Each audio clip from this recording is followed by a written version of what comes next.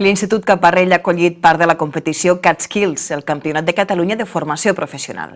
Els alumnes d'ensenyament professional d'arreu del territori català competeixen en 33 oficis relacionats amb els estudis que estan cursant i precisament 3 d'aquestes especialitats s'han disputat a l'Institut Lleidatà.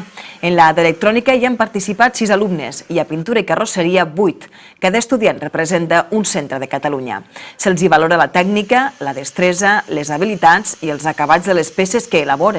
L'alumnat que guanya aquesta primera fase celebrada al territori català anirà a Madrid i la fase final mundial enguany tindrà lloc a Rússia. De moment han patit nervis, però la majoria es mostren força contents amb el resultat del que han fet.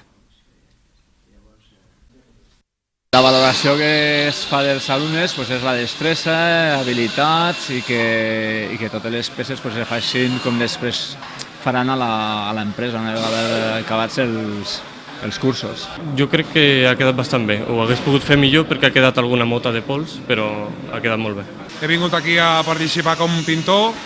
He fet el primer que és pintar una aleta nova i ara després de dinar em toca fer aerografia amb el logo del CatSkills de 2018.